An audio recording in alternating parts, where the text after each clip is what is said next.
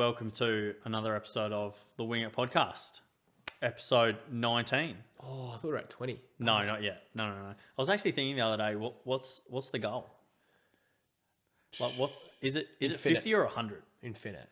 Yeah, infinite. But like, is it 50 or 100? Like, will we have a celebratory episode at 50 or 100? Yeah. We'll get some beers at 50. Yeah. Yeah, We have beers every episode anyway. Yeah, but, good point. So welcome back to another episode of the Wing It Podcast. Yes. We're now really good at these terrible opens where we just start talking shit. Yes. But no, we actually have a bit of an agenda today. Unlike your normal Wing It Podcast, it will still be roughly the same, but just a tiny bit of a structure to it. We're spicing things up. Yeah, spicing things up. Why not? Change it up every now and then. You know, we did say at the start we're going to change it up every 19 episodes, so we may as well do it. There's no better time than now. So No. But no, so... How are you, Cam? Been all right? I'm good. I'm excited for today's episode. You're looking fresh, as our YouTube viewers can see. Yes, I'm dressed up to the nines for, obviously, because we got a big announcement. We do have a big announcement. Should I just kick it off right now? Yeah, why not? Why not? Well, big announcement to the Wing It Podcast. We have our inaugural sponsor, Brown Bats. Can round of applause. Brown Bats is a South Aussie locally owned business by Jared Brown, who's a big fan of the podcast. He's sponsored us to try and promote us as much as he can, as he loves the podcast and loves what he hears. Brown Bats is a home installation business in SA. So if you need any home installation needs, Brown Bats is your man. Give him a call with Jared. But we're very pleased to have him on board as our inaugural sponsor. And we actually have our very own segment for him, which will come up later in the show during our preview. So And I'm not just saying this, but Brown Bats, I know a few people who have been customers of the business before. Yep. And I've heard only great things. So great to work with, great installation quality, as well as also the customer service that goes with that you would expect from Brown Bats. So we only associate ourselves with sort of the best businesses in Adelaide, and good quality is what we really strive for. 100%. So that's why we're happy to have him on board, and we'll hope for a long and healthy relationship with Brown Bats. Absolutely. So thank you, Jared. We appreciate you, mate. Appreciate it. And let's kick on with the episode, huh? Yeah. Well, we've got a new agenda. Yeah, a bit of a new agenda on this podcast. Just spicing it up a little bit, as Cam said before, and hopefully make it a bit more interesting. Well, should we start off with, what are we going to call this segment? Cam's News? We're going to call it Hot News? Rumour Mill. Rumour Mill. Okay. I was trying to think of a really good name for it. We're going to call it Rumour Mill. And I thought of a name for everything else, so I can't think of a name for this one. right. Anyway, kick off with the Rumour Mill. Well, there's a good week to start it. So There's plenty going on at the moment. Our Rumour Mill each week is going to be just the main few headliners from the week. And I think we'll start off with first Zach Williams. I watched this once just in normal speed. After I sent it to you, hyping it up. And I thought, what the hell was the suspension for? Yep. I could not see it. I just thought it was a little bit of a scuffle. Then when you slow it down and really focus in on it, it was pretty ugly. It was awful. It was like, I understand in the heat of the moment, you're not really thinking things may look worse when you slow them down and things like that. But the fact that Liam Ryan bumped Jason Johannesson. Yes. And then this happened with Zach Williams, and they both got the same original fine. Yep. Or punishment Yep. Of one game was ridiculous. It was. This comes back to the problem that I have with the MRO is they punish. We've talked about this before. Plenty times. They punish the outcome. They don't punish the act. So if you're not stopping the act, then the outcome is going to change with everything, and the act's not going to stop. And that shouldn't be the case at all, because concussions and injuries, they can happen just by a little millimetre. Exactly. Like, you can get hit in the cricket ball 100 times. Doesn't mean you're going to die from it. You know what I mean? Or 100 different people can get hit by the same cricket ball. Exactly. And be completely But fine. if your intent is to hurt someone, then that has to be why you're being suspended. It shouldn't be about you whether you get knocked out, fracture your skull, or break a chin or whatever. Yeah. It's got nothing to do with that. Well, if you at home haven't seen what Zach Williams did, the best way I could describe it is grabbed the back of Ben Key's Guernsey, pulled it towards him, and then on the outer edge where it's not grass, of the oval. It's almost like an AstroTurf. Yeah, it's like stuff. an AstroTurf, I believe, cement under it. Yeah. He just slammed his head into the floor. Yeah. Pushing the back of his neck and head into the floor. And Ben Keats was all right, but this is what I'm saying is that action was vicious almost.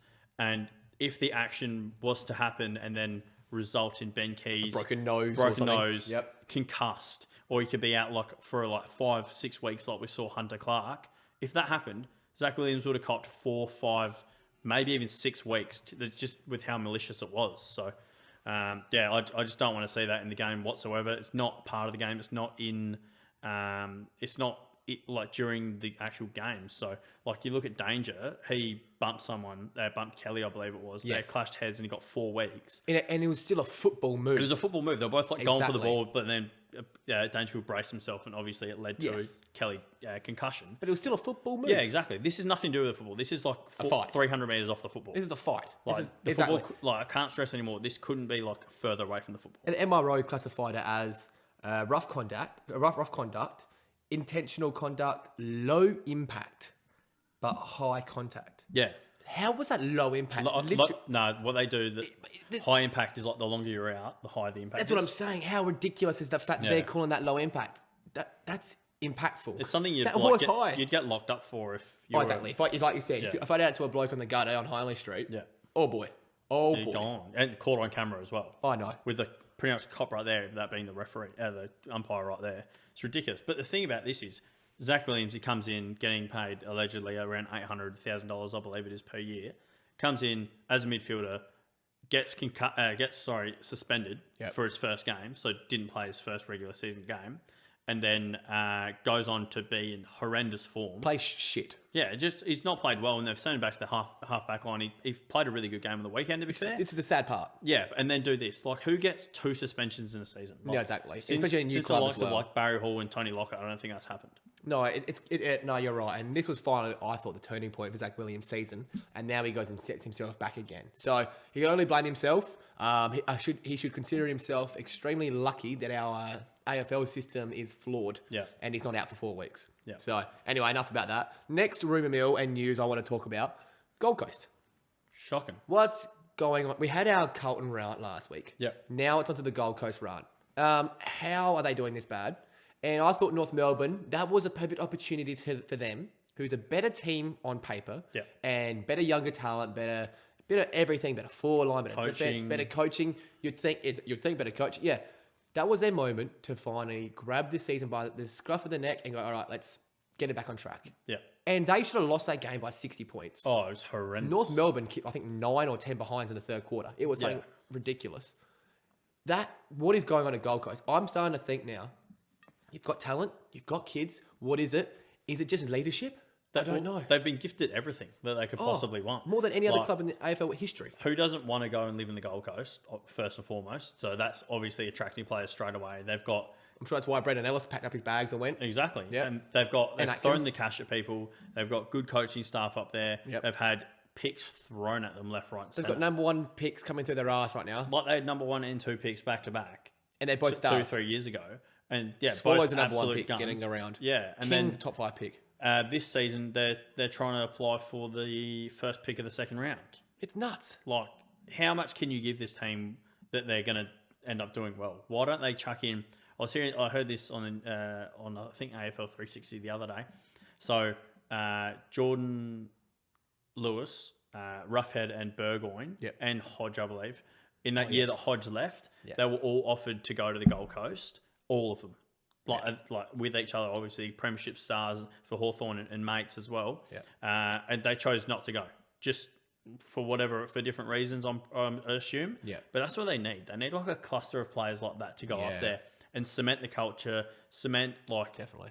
They were talking about training, like just how to train and training levels. Yeah. Like they have none of that at the Gold Coast, apparently. The whole idea of how to win. Yeah, exactly. Yeah. But I'd like to see even like a Pendlebury and Sidebottom and someone else like trio go up there. 100%. Just cement them, and if that trio goes up there, they'll be playing finals in 2 years' time, minimum. Oh, they've got to. It worked for Brisbane. They brought in Hodge and Birchall, Exactly. 2 players, for So example. influential. I'm not saying that Hodge and Birchall are the reason why they're a top 4 team. I'm sure it's a huge reason why BTS. It helps. And Gold Coast, I like what they did with Ellis. It was a good step in the right direction. Someone like Brendan Ellis, premiership star, and still not even in the twilight of his career. Still surprisingly young, 27, I believe he is, or 28.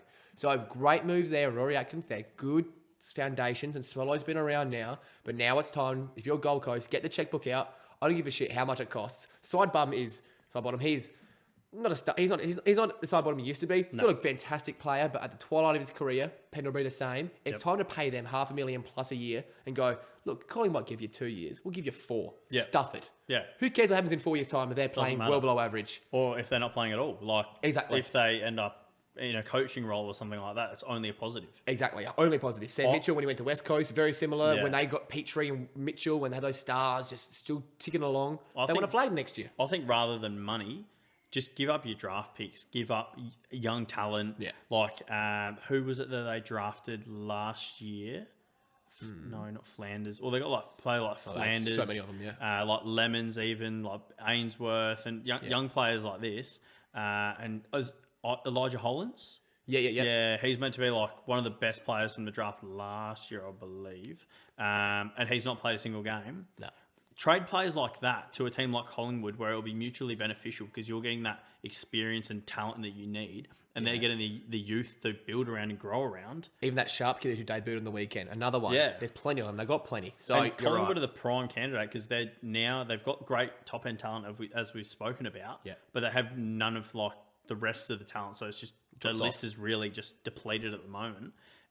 So they're going to need the draft picks and the young players, and especially with trying to get Nick Dacos in this draft. Yeah. They're going to need I believe they need points. Yeah, they do, So yeah. you need like draft picks and things like that, I think, to get the points. You do, correct. So getting those future draft picks from the Suns will be huge. Yeah, and they can trade that onto picks for this year, and that works out for them well. Yeah. They're lucky in this respect, Collingwood. They're going to be a bottom four side, you would imagine. So it's Yeah. a lot of the points needed are right there. Yeah. But you're right. It all adds up. So that's the last thing on Gold Coast. They need a major overhaul, and we thought it would have been done 2 years ago, and here we still are. Now, the last bit of news for the week, Which we don't have too much news on, is breaking news. it's pretty much so- breaking news. Yeah, well, every team's in Victoria. Yep. Port and Crows have been told to pack their bags. They're on the flight as we speak. Perth teams left yesterday. Yep. Gold Coast teams left, I think, a few days ago, yesterday as well. And Sydney have been out there for about a week. But there we go. So, a bit of karma, I guess, in the end Yeah. for the non-Victorian teams who Who would've thought loved it? it last year. You know, it was a year. Last year was the year for Port or for a West Coast or for a Brisbane to win the flag. None did. Now is the year for Victorians to win, depending on how long this goes for. Yep, Dream runs home for all of them. exactly. And it's going to be home, or it's going to be away games played at home grounds or in home states. They'll be sleeping in their own Sleeping in beds. their own beds. We which love we that. always talk about. Yep. So it's just going to be really interesting to see how the season goes on from here. How Marvel and MCG and GMHBA hold up in terms of their grounds, because we saw last year the Gabba and Metricon really copped it because they were getting played like 2 games a day on their sort of thing in some cases. Yes. And the grounds just got torn up as you can imagine. So it'll be really interesting to see what happens to the Hello Turf of the MCG with probably 3 or 4 games getting played on it per week. Thankfully, this is in Melbourne because they have the facilities. They have facilities, and they have the luxury of playing a game at Icon Park, for example. They have True, that yeah. luxury. They have that at their disposal more than a Gold Coast does. Do you reckon they will? They Play could. Icon Park? Well, why not? It holds, I think, they had a redevelop. It holds about 20,000, I want to say. And we shouldn't even be worrying about crowds right now because there's probably not going to Yeah. be full capacity anyway. No. And So, especially for a Carlton game, there will not be. yeah, exactly. I wouldn't be paying money for a current game either. So, but yeah, so they have the facilities, but you're right, it may become an issue down the line. But we are not much else to say on that because it's breaking news. We'll Yep. see teams. You know, they haven't even discussed where everyone's playing, how long it's going to go for. Is this a 1 week thing? Is this a month thing? No Who one knows. Literally no one knows. Who knows? So, but yes, But- that's the last bit of breaking news. That's more of the sort of thing you're going to hear on the rumour mill over the next few episodes or however long we do it for. Yeah. So let us know in the comments on Instagram, on YouTube, if you do like this little section, and tell us your feedback on the new rollout for the podcast as well. Well, we'll continue with our new rollout. We'll do our review. Usually, we review every game, and we do a bit of a blanket thing over all the Yeah. games. We're changing it up. We decided that we talk about like Carlton and Gold Coast far too North much. Melbourne get a shout out far too Hawthorn. much. Hawthorn, teams that no one really gives a shit about. Let's be real. Like, even we don't give a shit about it. No, we don't give a shit about it. We still make it. So we can't polish a turd. So now we're going to stick with the polished turds. Yeah. And we're going to go about 3 to 5 games per week that we will review. They'll always be the South Aussie games. Yep. Because that's our main listener base. The D's will always get a shout out, not because of Dogger, but because they're first on the ladder. Not true. And because of Dogger. And obviously a couple other big games. So no bigger game than any last week. Then to kick it off was a Thursday night. Thursday night. Thursday night. Yep. It was a Prelim rematch. yes. From last year. Lions taking on the Geelong Cats. Great game. Great game. We both tipped the Lions. Yep. Because we thought coin flip, game at home, whoever's at home, we would back. Yep. Didn't expect a nearly 50-point win. Yeah, well, no Mitch Duncan, and the fact that it was at home for the Lions was the only really tipping point for me. I think I actually just tipped them by 1 point. Yeah, I think I just might to have as save well. my margin if it went either way. So wasn't too confident in it. I knew, or everyone knew that Lockie Neal would get tagged out of the game, which he did by Mark O'Connor Up until half time, really. very well again. Yeah, He was broke sorta- it in the end. Yeah. Oh, he didn't. Like, they stopped tagging completely in the fourth quarter. Oh, we'll end up with 25 touches. So he had to go. Well done. He had 14 in the last quarter. That's huge, isn't it? Massive. God, yeah, that shows he's back to his best. Yeah, he definitely is. He's a fancy pickup right now.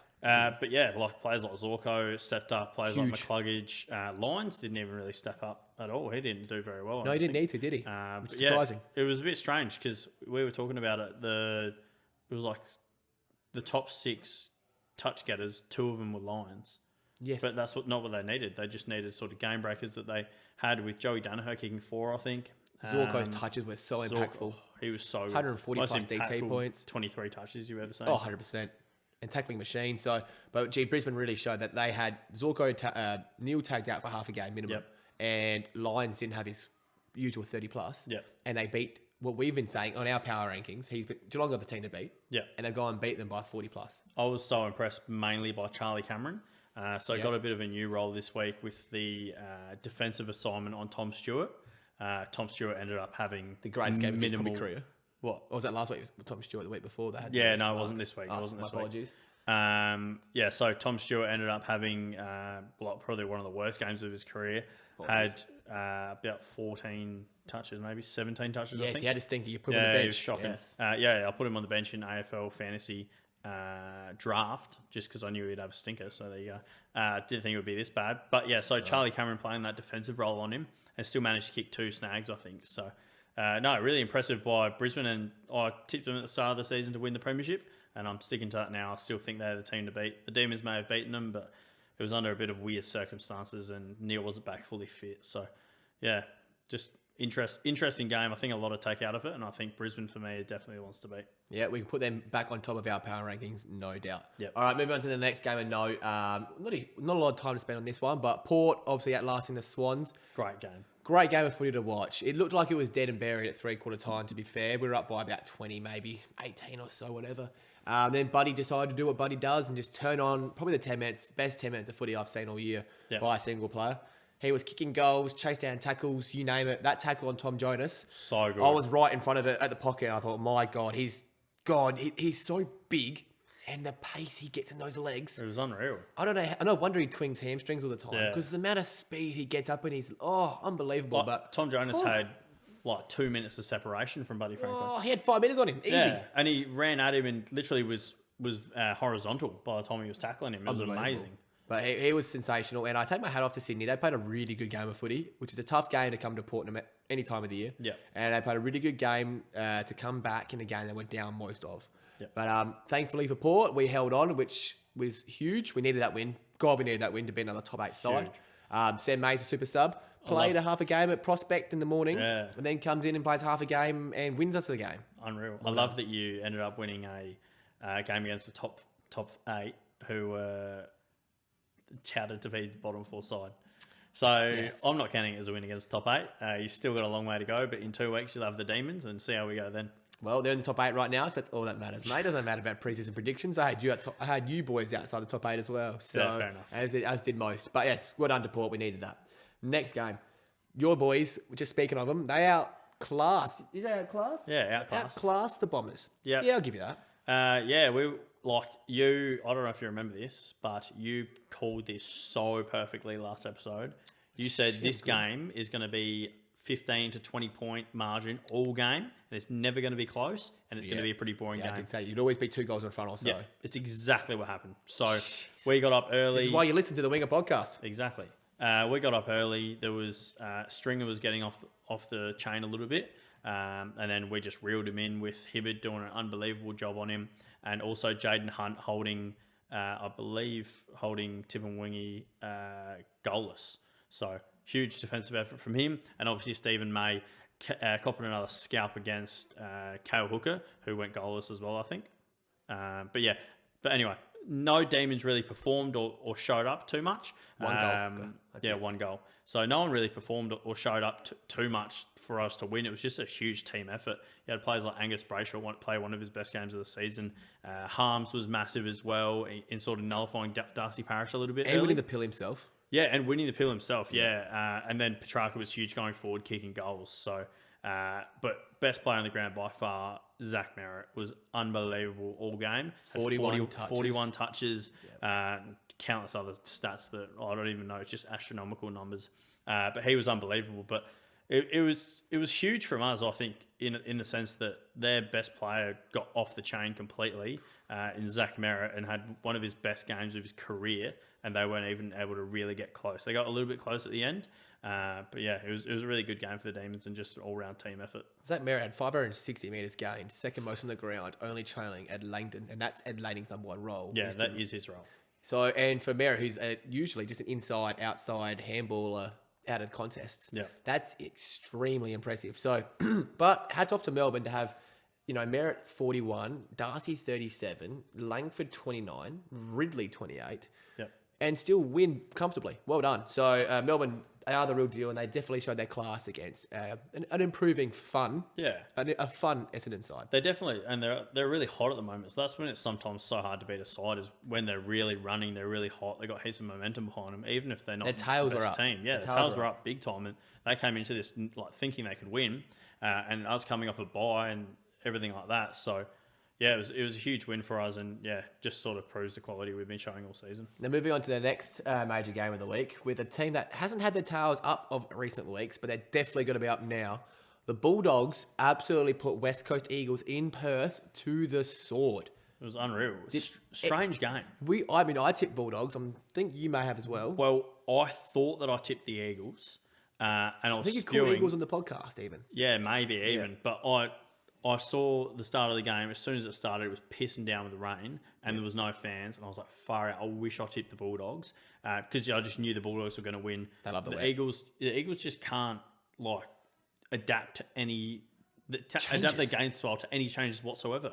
So if they can't kick mark, they're doing nothing. If they have no fans or play outside of Perth, they can't do anything. Exactly. If things aren't going their way, then they just can't win games. No matter who it's against. Like, you've seen them lose to GWS this year, which is looking like a really bad loss. They lost to St Kilda, which is looking like one of the worst losses for any side inside the top 8.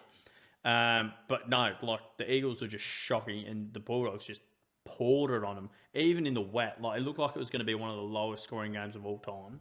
But the Bulldogs came out and kicked 1-6 in the first quarter. Yeah. So should have absolutely dominated. I think they kicked 20 behinds in the end. 13 goals, 20. Wow. 33 scoring shots to West Coast 13. Ridiculous. That's over double. It was strange because you were watching this game and I was watching it also.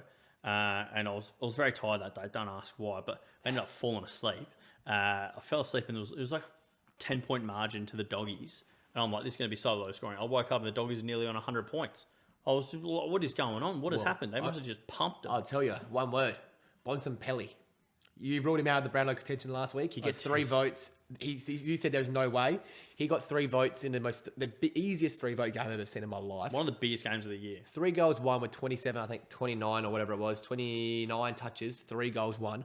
Obscene. One of the goals of the season. One of the best goals I've ever seen. Wow. It was unbelievable. The way he was sprinting at the boundary line to hook that on his left. Oh, that was sensational. A goal doesn't get any better than that. So, Bulldogs, they are definitely back into a top 3 in my power rankings. I think you can agree. Yeah. They're a scary team. But the scary part from this game, these were West Coast top 4 ball winners. Shannon Hearn, Brad Shepherd, Josh Rotham, Tom Barris. And that was with their and full if you go strength further down, midfield. Nick Nat Nui as well. Nick Nat. Jack that was Redden. with their full strength midfield. They had all the gang back together. Kelly's back, Yo's back, Shuey's back, Redden's flying, Gaff still there. Yes, underdone, understood. Yeah. But boy, that's worry signs. That is panic stations for me if I'm a West Coast Eagles fan. I wouldn't say it's so much panic stations then, but now looking at they're going to have to spend an extended period of time in Victoria where they've proved they can't win away from home, and Hubs is literally their biggest downfall. The fact that they've not utilised the first half of the season where they've had heaps of home games to really bolster their record and put them in top 4 even, which they probably should have done, it really speaks volumes about them. And I still think, I said at the start of the season, I'll say it again, I don't think they're going to make the finals. Well, when Tim Kelly has 14 touches and doesn't lay a single tackle, it's... Did he play all the game? Yep. Or did he get injured? He had Because I looked at his stat line, just presumed he got injured. 84% time on ground. Oh, my God. So, yeah, I thought he got injured too. 36 DT points. You'd be hating having you in your draft team. But, yes, injured Gaff, not much better. West Coast, they need to figure it out. Thank God they have a very easy run home for them, but nothing's easy for them away from Perth. It's actually not that easy of a run home. Well. Because I was looking at it today, and it's like Brisbane, well, meant to be in Brisbane, and Geelong in Geelong. Yeah. And they got the Demons as well, which will probably now be in the MCG. They've got, I think, Richmond as well, perhaps. Oh, no. Sure, there you go. One other team that's pretty difficult. So they actually don't have that easy of a run home. There you go. It looked easy because all the big games were in Perth. Yeah, but now it's looking like it will not be that way. So it'll be a really tough run home for them. Now, the last game we're going to quickly talk about is the Crom losing to Carlton. I have no words for this game. One of the worst games of footy I've ever seen. Yeah, shocking game of footy. I hate both these teams immensely, and I just can't... Yes, sorry, Gov. I hate both these teams immensely. I just couldn't deal with it. I've tipped Carlton every week and tipped against Crows every week, and then I switch it for 1 week, and you both ruin me. Yep. So, just a hard game to watch. Carlton looked nice. Carlton, they had to come out. Williams looked good. Newman looked good. Their run-off halfback was nice. Betts played well. Saad played great. Yeah. Betts probably the best game of his season. Yep. They play well, and I'm not going to take anything away from that. But gee, Crows look shit. Oh, I have absolutely no idea how Crows did not win that game. So I started watching after the Doggies game finished, and Carlton were up like 30 points or something like that. I think they were up 34 at one point.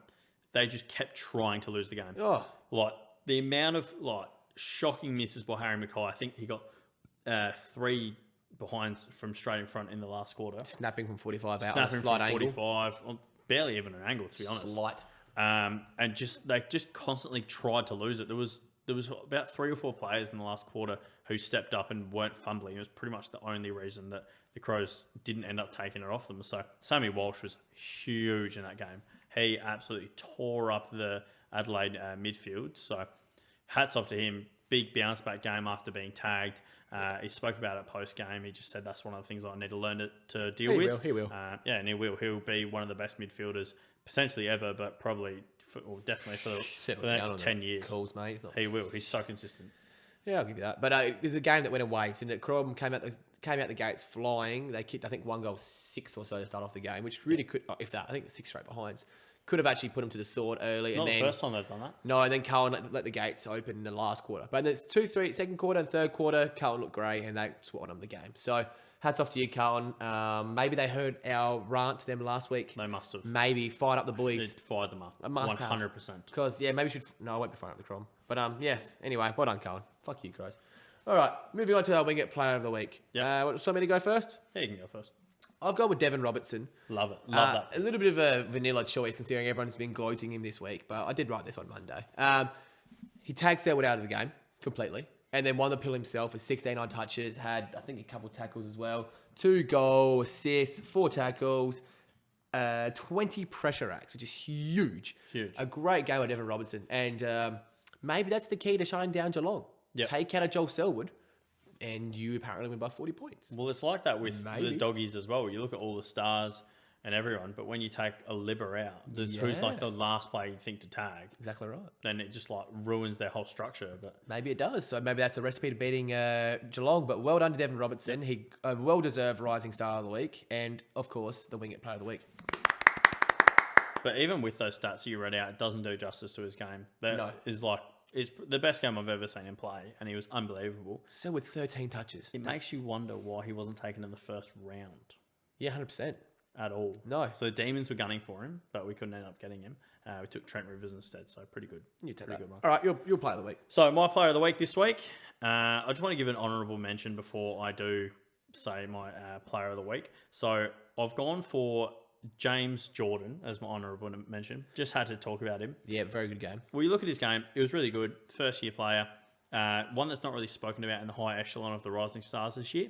Which is surprising. Surprising. He does already have a nod. So, of course, Nick Cox is far better than him if you ask any casual AFL fan. Yep. Anyway, no. So James Jordan, had 21 touches, 2 goals, with only 64% time of ground. Jeez. Yeah, that's the Why impressive was he on thing. the bench for so long? Don't know, he always is. And with Harms and Viney coming back, they play that sort of pressure tackling role. And like, obviously, there's just not much room for him because they're all playing that same role. So he's just playing less time on ground. And it's 64% to have 21 touches and 2 goals in your first year. Unbelievable. So hats off to him. Not the Wingett Player of the Week. The Wingett Player of the Week this week for me, played for Hawthorn. You love the mic time, don't you? Had an unbelievable game. Best game of his career, quite easily. Bloke ended up having, how many? 6 marks, 2 contested, 4 uncontested, but was just shoring up the back line. Yeah. Was unreal. Like, those marks were like pivotal moments for them to win. Having a career high 28 touches with 17 kicks, and was just shoring up their entire back line, making sure Will Day had run, making sure Jaff had run, and just setting them up when they don't have players like Impey, Burgoyne, Sicily in that back line. It's really important for him to step up. So Jack Scrimshaw, my Wingett Player of the Week. Probably the biggest reason they got that upset winner over GWS. So. Could have given it to a few of those at Hawthorn back Yeah. because Will Day had a day out. I'm not a fan of the podcast, but I want to shout out also Daniel Howe. yeah, another one. He had 111 DT, 31 touches with 18 kicks. Huge Unreal. game. 9 marks. They play that really well, Hawthorn. We had GWS locked in for that win, no worries. Yeah. And Hawks come out and do that. So Well, who knows? But who is Daniel Howe? Just quietly. Yeah, you're right. I've never heard of him before. We've never heard of him. I know he used to play a bit of midfield at Hawks, but now he's moved back to that halfback flank role. He played mid all week. No, he's been Wing, He's mid. going to go on that more of a wing and playing more of a flank. Yeah, it role. was interesting. He's been doing I've never really heard well. of him, but good on him. I think they experimented as a tagger back in his early interesting. days. So, anyway, now we're moving on to our preview. We're going to call it a bit of a tip-off as well. Don, we'll try to explain it. The AFL Wingett tip-off. So Yeah.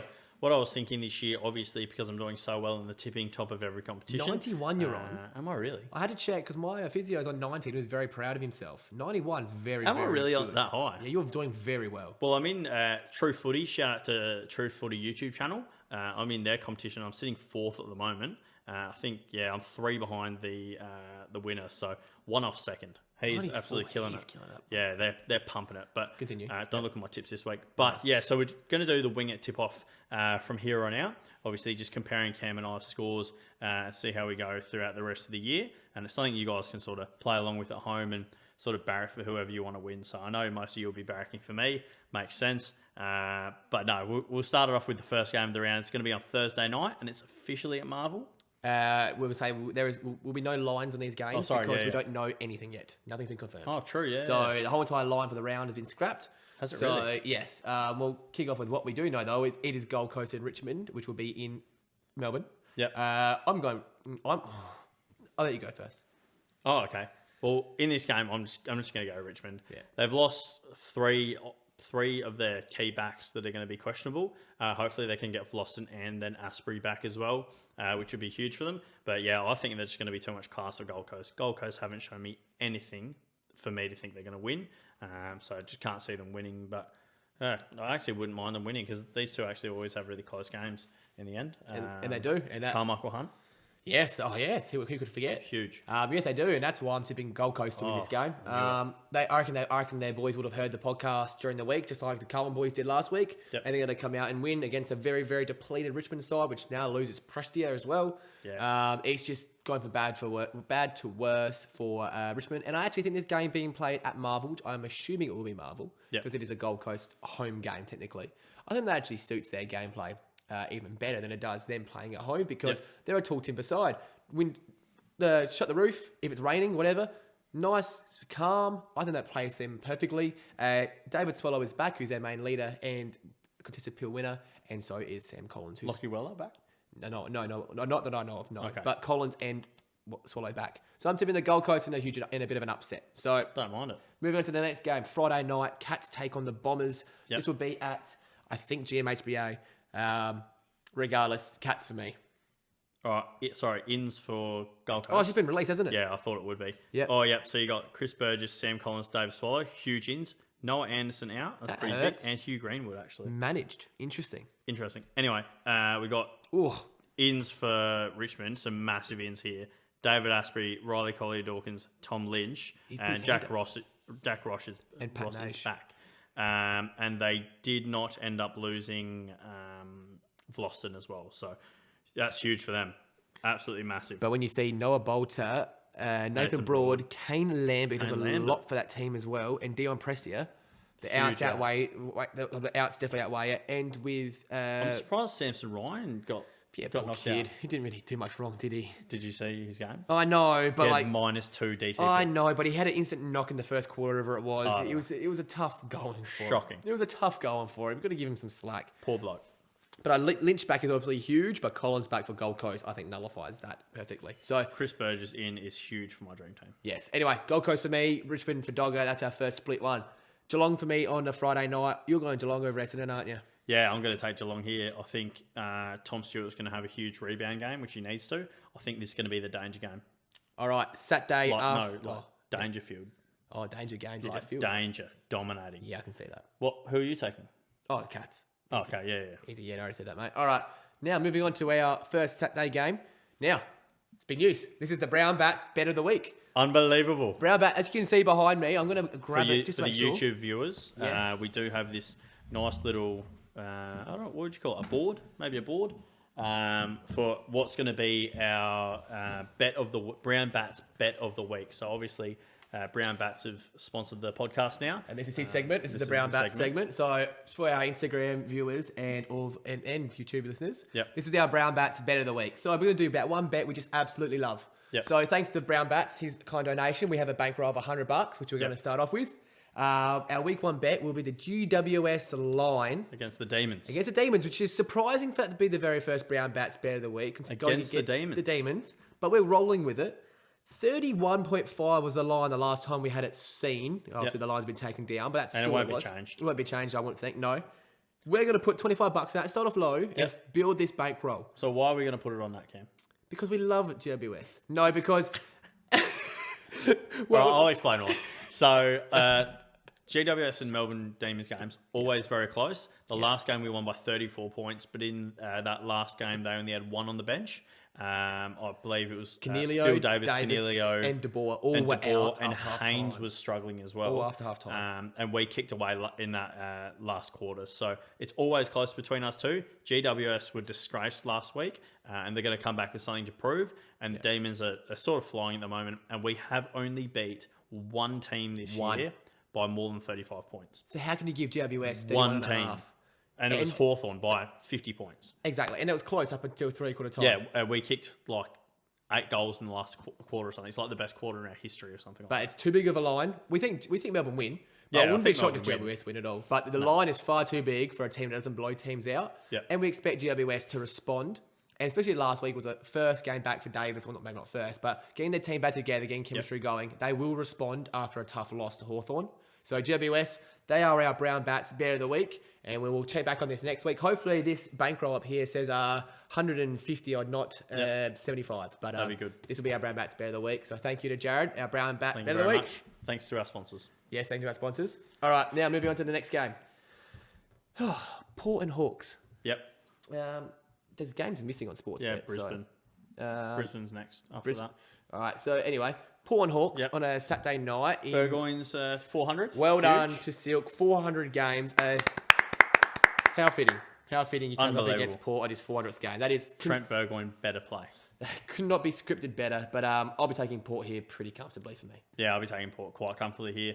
Yeah, can't see them even coming close. After that win last week, they really proved their dominance, and yeah, they're flat track bullies, so they'll pump the Hawks here, no doubt. It's at Marvel too, so it suits us better than Tasmania. There you go. Next game, so we're going both Port there. Yep. Next game, we'll go back to the Crom and the Lions, which will be now played in Melbourne rather than being at Adelaide Oval. Lions done by so much, 40 plus. Easy. Yeah, whatever Lions line is, we probably should have taken that as our Brown Bats Bet of the Week. Yeah, we could have, but Lions line. And yeah, I reckon. Lockie Neal most touches lock in that game. He'll be back. He'll be the game he comes back. I don't give a shit if their line's 35. I think they can blow it out the water. Doesn't matter. And then Freo Carlton now. This changes a lot. If this was in Perth, I think I'd be tipping Fremantle. Because they did great last week. 100%. And I said a few weeks ago I'll never tip Carlton again. But now it's going to probably be at Marvel. Yeah, and the issue is with Freo. No, it can't be at Marvel. They've won one game away from home. Yeah. And it can't this season. It's going to be at either the G or it's going to be at. It can't. I don't think it'd be at the G either with the game at 1 o'clock. Does this have to be at GMHBA It might be. or another park? So anyway, But I think regardless, Freo win this pretty easily. yeah, I'm still taking Freo. Carlton haven't shown me anything No, and I hate 'em. whatsoever. No. And Freo are pushing for the top 8 at the moment. They need the wins. So with Fife back now, we presume, because he was allowed out last week, I'm going to be taking Freo in this one pretty comfortably. Yep, likewise. Going the same there. Now, Sunday afternoon, this is now at GMHBA Stadium, this game. Sydney and West Coast. This should be a great game.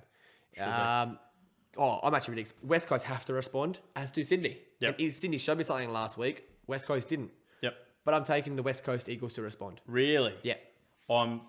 This might be one of my locks of the week. Really?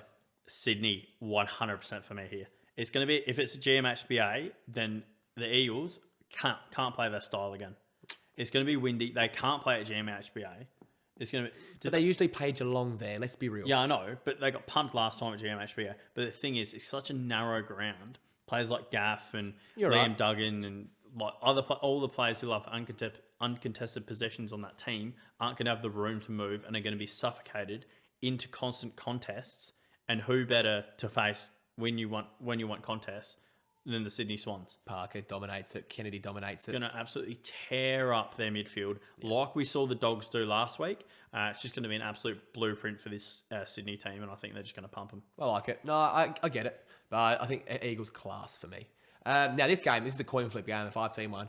Collingwood and St Kilda. We thought about taking Saints as our Brown Bats Bear of the Week, and I spoke against it because I think it's just a coin flip of the game. Yep. There's a 2-point line or 3-point line. I can't have either way. I will, however, be taking... I'm actually going to take the Pies. Interesting. I'm going to take the Pies because St Kilda have just been a model of inconsistency and unpredictability this year. Yep. Yes, they just beat Richmond by 50 points, whatever it was, and dominated Richmond. But that was, I almost call that an outlier because Richmond are never going to score 2 goals in a game nearly ever again. No. So I was going to call that a complete outlier. And Pies have their team back together, and I still think the new coach factor is a thing. Yeah. They usually win straight away. Win the next week, that works for me. So I'll be taking the Pies. I think St Kilda are going to win this one. Far better side than the Pies this year. Like, even as bad as St Kilda have been, far better side on paper. And Really? Far better. Wow. And I think they're just going to be on a high after beating Richmond last week. They're going to think they're all top shit in a really good way, full of confidence, which is what they've needed, especially for a young team who this year are 18th in the comp for kicking accuracy, need that confidence. And they've got it now by beating the reigning premiers. And they're actually a top one of the 4. I think they're third oldest team in the AFL. There you go. So they got the nous over the young Pies, and I'm going to be taking St Kilda here pretty comfortably. All right, another split tip. Like it, we need it. And then the last game of the round, I don't think we're going to be splitting any tips here. The last time they played, Josh Bruce kicked 10. Josh Bruce averages 5.5 goals against North. Yeah, and I saw you picked him up in AFL draft. I didn't notice. Yeah, I you didn't see go that? unnoticed. Yeah, didn't go unnoticed.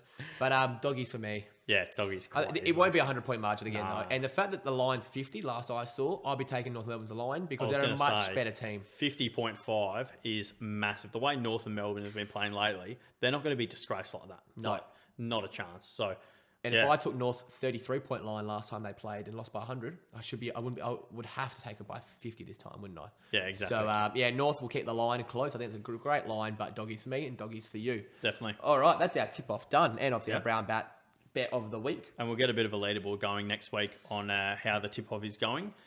We will have it just around here, just in the bottom here. We can even start it just this week for you, Cam, if you want. So that'd be great. I need a head start. 15 tips behind. So. Well, we only Brown Bats jumped on this week, so there's no point starting at any other time. Exactly. So yes, we'll have that down the bottom here going on, and it's all our YouTube and Instagram listeners will be able to see. Yep. But moving on to Matt's multi, the floor is yours. You are still 15, 16, or 17-0, lost count, but continue. So Matt's multi this week didn't get the win last week that I was really hopeful for. So I see it coming this week. I've got a good feeling about this. I've done a lot of research. Did it a few days early instead of doing it 2 seconds before the podcast starts. But this week, we got the first line happening on Thursday night. I've gone for it again. I've bit the bullet. It could be do or die all in Thursday night, but we're going to go for it anyway. And are we going to be putting any of the Brown Bats multi money onto this, or? I would rather not burn all his money straight away. So Fair enough. I'm sure Jared would prefer the money to be... If this gets a win, then next week, I guarantee we'll put the lot on it. Yep, I'll go with that.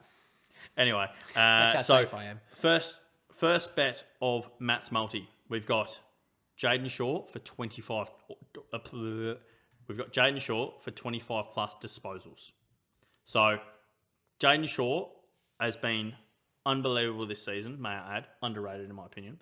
Great. And in the last 5 games, Gold Coast have given up more fantasy points to backman than any other team in the comp, with 93 on average. Yep.